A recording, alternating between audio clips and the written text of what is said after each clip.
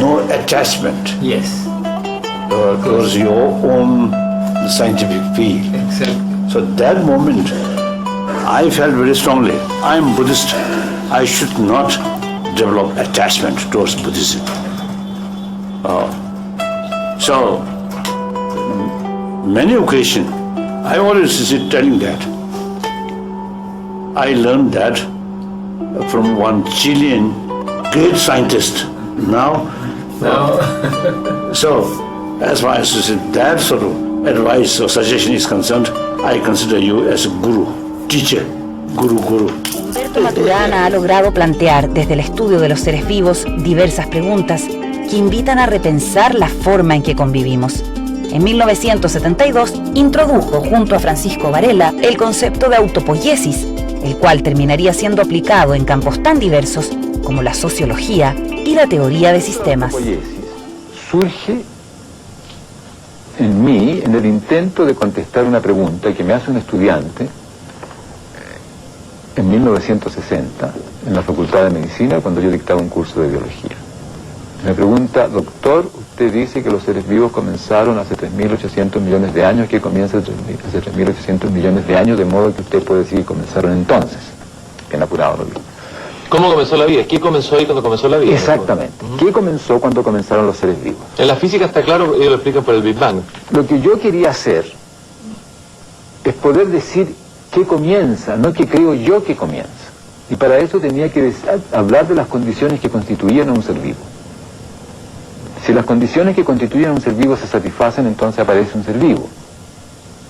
Si las condiciones que constituyen la posibilidad de un Big Bang se satisfacen, entonces aparece un Big Bang. Si las condiciones que constituyen una galaxia se dan, entonces aparece una galaxia.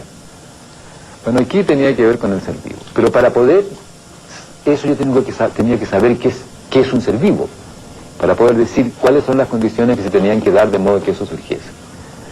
Entonces mi pregunta era, ¿cómo sé yo que lo que estoy diciendo que constituye un ser vivo, constituye un ser vivo? ¿Cómo sé yo si lo que contesto, contesta lo que pregunto?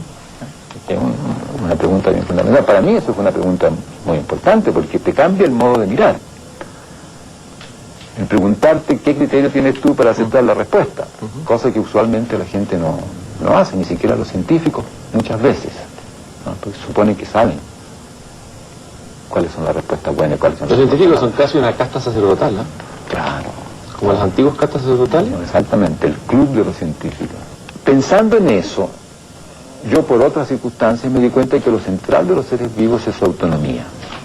De ser sistemas tales que todo lo que pasa con ellos tiene que ver con ellos. Que lo externo no especifica lo que les pasa, sino que gatilla procesos que tienen que ver con ellos. Entonces me dediqué a pensar qué tiene que pasar en las dinámicas fisiológicas, en las dinámicas moleculares, para que surja un sistema, un ente, que tiene esas características. Y desde todo el conocimiento que yo tenía en esa época, estoy hablando de 1963, 64, empecé con la pregunta del 60 y la contesto al final del 63, me doy cuenta de que lo que pasa con los seres vivos es que todas las moléculas que los componen se producen allí. Entran moléculas y salen moléculas y forman un remolino de producciones moleculares, de modo que las moléculas que se van produciendo participan en la producción de las mismas clases de moléculas, constituyendo una unidad discreta. Y es a eso lo que he llamado autopoiesis. ¿Es una especie de autarquía biológica o no? Es una especie... No es autarquía porque hay un flujo molecular, pero es una dinámica en la cual lo que ocurre en esa dinámica como procesos de producciones moleculares da por resultado el sistema en la cual esos procesos moleculares se producen. O sea, se produce a sí mismo. Autopoiesis, producción de sí mismo. ¿Qué consecuencias trae esa? Bueno, esa desde concepción de luego, autopoiesis? esa concepción de los seres vivos trae que te explica a ti cómo es que los seres vivos son unidades discretas. Porque todo lo que pasa con los seres vivos ocurre en ellos en tanto unidades discretas. Te permite entender qué es lo que se conserva en la historia evolutiva. Uno dice, claro, se conserva la vida, pero ¿qué es eso de la vida? Lo que se conserva en la historia evolutiva es la realización de la autopoiesis, y los distintos linajes que se producen son distintos linajes de distintos modos de conservación de la autopoiesis. Es decir, te permite a ti entender toda la dinámica histórica de los seres vivos en términos de lo que se conserva. no en términos de lo que puede pasar, sino que de lo que se conserva, con un presente continuamente cambiante. Te permite entender que los seres vivos existen en dos dominios: el dominio molecular de su autopoiesis y el dominio relacional en el cual son unidades discretas, como nosotros los seres humanos, por ejemplo. Nosotros existimos, fíjate tú que existimos en tres dominios. Existimos en el dominio de nuestra fisiología como sistemas autopoiéticos celulares. Existimos en el dominio de relación, en el cual aquí estamos conversando como personas. Y existimos en otros dominios que van surgiendo en la reflexión, que pueden ser dominios políticos, dominios de otra clase, dominios sociales. Entonces, la noción de autopoiesis te muestra la condición fundamental desde donde todo lo demás va a surgir. Por eso es que no hay nada por debajo de la autopoiesis. La autopoiesis ocurre como un fenómeno molecular. Claro, aquí hay moléculas, sí, pero no hay autopoiesis. Aquí hay consecuencias, sí, pero la autopoiesis ocurre aquí como un fenómeno molecular. ¿No te deja pasmado el hecho de existir? La vieja pregunta es, digamos, el milagro de ser, digamos, de que existan estas autopoiesis. ¿O está más inclinado a un azar? Yo sigo pensando en la maestría antigua, ¿no? ¿Es un azar, el azar, o una necesidad, o un sentido? ¿Qué es lo que hay ahí? No es ni un azar ni una necesidad, es una... pasa. No pasa por azar, pasa por las coherencias estructurales del mundo natural, en este caso de la Tierra, por ejemplo. Ahí había moléculas, procesos, radiación, etcétera, y en algún momento estas moléculas se concatenan y espontáneamente constituyen este ser vivo. No es por azar, si se dan ciertas condiciones pasa inevitablemente. Los seres vivos, todo ocurrir es inevitable si se dan las condiciones que lo hacen posible. Como los organismos que evolucionan, los conceptos de Maturana han ido transformándose. En esa metamorfosis han tocado diferentes temas que nos construyen como sociedad. Uno de ellos es la educación. I think that the process of education can be very dehumanizing. Colonial education isn't to produce thinkers, it's to produce workers and clerks. So sometimes I think our kids go to school to become stupid. No es que salga lo más perverso, se pervierte lo humano, pero se pervierte porque la competencia distorsiona la relación. En la competencia uno tiene que destruir al otro porque en eso consiste, tengo que ser mejor. Y al mismo tiempo resulta que el otro es el referente para lo que yo hago, porque desde ser mejor que el otro pasa a ser el referente, entonces incluso se pierde el respeto por sí mismo. And Maturana is saying the right answer doesn't matter. What matters is this iterative process of curiosity, experimentation, and learning. That's how learning takes place. Learning is actually play. So I think Maturana is in some ways has made an essential argument for the humanization of school. We teach kids in school, don't be emotional. Control your emotions. To be a good student, you have to control your emotions. No, you have to live with your emotions so they don't control you, right? So that's called maturation. Growing up and realizing, I have anger, I have fear, I have these feelings, but they're not good or bad, they're just part of my awareness. Los seres humanos somos los únicos en toda la biosfera seres que existimos en el lenguaje y en la reflexión. Nos transformamos en la convivencia como todos los seres vivos, pero nos transformamos en la convivencia con otros seres humanos. Y esa es la parte fundamental de la educación. Nos transformamos en la convivencia con otros seres humanos desde el útero. No da lo mismo cómo viven los adultos con los cuales convivimos. No es que los vayamos a imitar, nos vamos a transformar con ellos pareciéndonos o diferenciándonos según lo que sintamos en esa relación. Los niños quieren adultos a quienes respetar. Y ese es nuestro gran problema ahora, encontrarnos con adultos a quienes respetar. El otro aspecto de la educación tiene que ver con la enseñanza. La enseñanza tiene que ver con guiar la mirada, guiar la atención, aquello que a los adultos o a los mayores nos parece interesante. De modo que es cierto que parte de nuestro tema aquí en la universidad es la educación que llamamos superior. Resulta que los alumnos que llegan, en algún momento cuando yo empezaba los estudios de medicina, algún profesor nos dijo, ahora va en serio. Todo lo anterior no vale. Y yo me quedé con un signo de interrogación y ahora diría que ese profesor estaba equivocado. Todo lo anterior vale. Uno no tiene otra cosa más que su historia. No importa cuál haya sido la historia, todo joven que entra a estudiar algo trae en su historia toda la riqueza que tiene. Y es mi tarea como profesor respetar eso.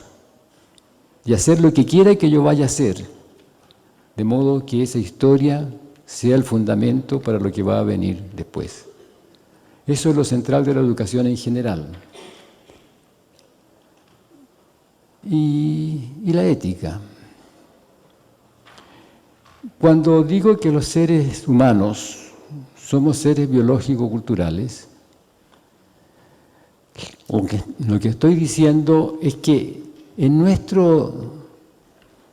concepción, desarrollo embrionario, fetal, se entrelazan estos dos aspectos. Todo vivir ocurre a partir de una cierta constitución inicial, una cierta estructura genética, citoplasmática que constituye en estos momentos la célula inicial o el grupo de células iniciales, en un ámbito que lo acoge y sobrevive o lo rechaza y se muere. Y el ámbito que nos acoge a nosotros es la convivencia cultural. Es la madre, el padre, los amigos, los tíos, los hermanos, que incluso muchas veces desde antes de la concepción están configurando el espacio en el cual ese bebé va a ser concebido y va a crecer. Hay un fenómeno que se llama la epigénesis, que es una palabra que hace referencia a lo que sucede desde el inicio. Y esa epigénesis en el útero está afectada por el entorno cultural.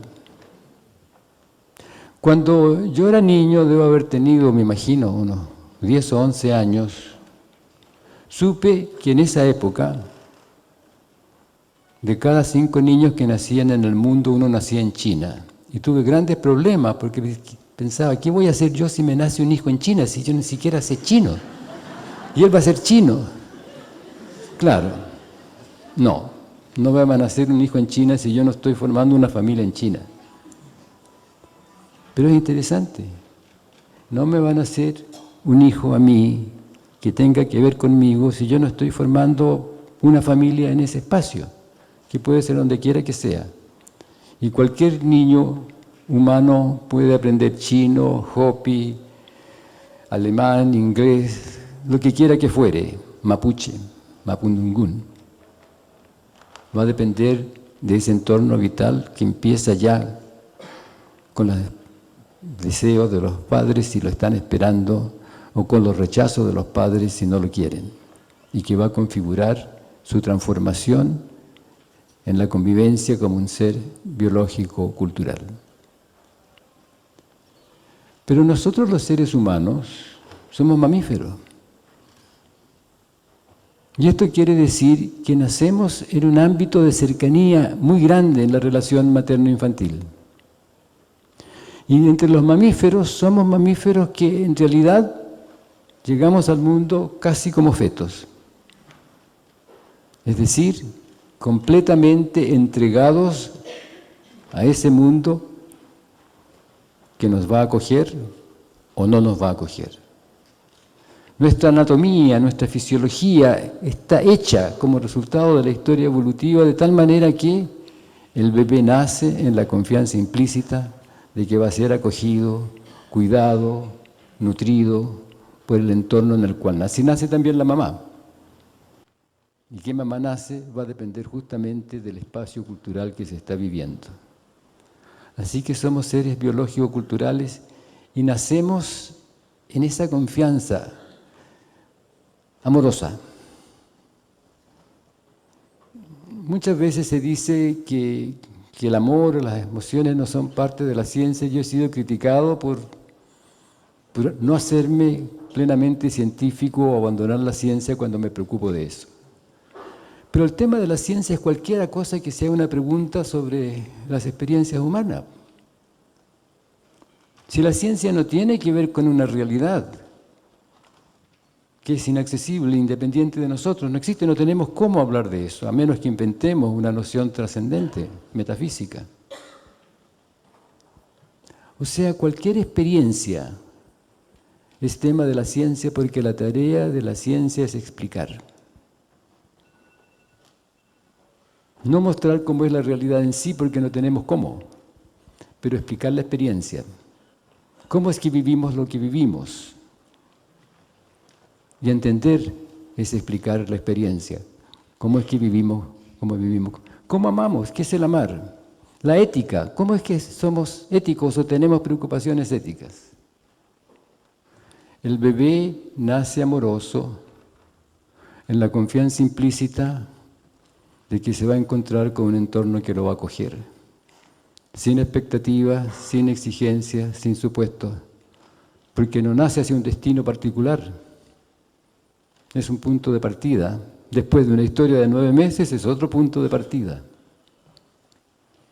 Y esa condición inicial de ser amoroso es el fundamento de la posibilidad de que tengamos los seres humanos nociones éticas. Que nos importe lo que le sucede a otro con lo que hacemos. Y que nos cuidemos de que las cosas que hacemos no dañen a otros ni al entorno. Cada vez que hacemos cosas que resultan negativas para otros o para nuestro entorno, otro que piensa que sabemos lo que hacemos nos va a decir que nuestra conducta no es ética. Fíjense qué interesante. Nosotros todos sabemos de qué se trata, incluso la persona que tiene una conducta no ética, porque esconde lo que hace, lo oculta de alguna manera, incluso para sí mismo. Porque eso es interesante, cada vez que ocultamos un hacer, hablamos mucho de transparencia, pero la transparencia en el fondo tiene que ver con la honestidad. Porque cuando ocultamos es que sabemos que lo que estamos haciendo de alguna manera no es ético. Así que la ética es parte de nuestra constitución biológica como posibilidad de existencia, si es que en este crecimiento desde el útero y luego después del nacimiento vivimos un espacio relacional que nos cuida, que nos sostiene, que nos acoge y que no nos traiciona. Cuando una mariposa sale de la crisálida, sale hechita para encontrarse con flores, con néctar y no con insecticidas. Esa es su hechura, una confianza implícita en ese entorno acogedor, ecológico al cual pertenece, según su historia, según la historia evolutiva. Hoy Maturana, desde Matrística, junto a su compañera Jimena Dávila, busca generar espacios que potencien y desarrollen las habilidades relacionales, trabajando para entender a la sociedad y sus procesos. So I think we need to have a wholly new confidence that as human beings, we really can create very deep changes, but the changes start with our perception and activating, you might say, our humanness in a very different way. So Maturana is not going to give us an answer, but he's going to establish some ground where we might find out our own answers. So I've taken his work to discover answers for my context.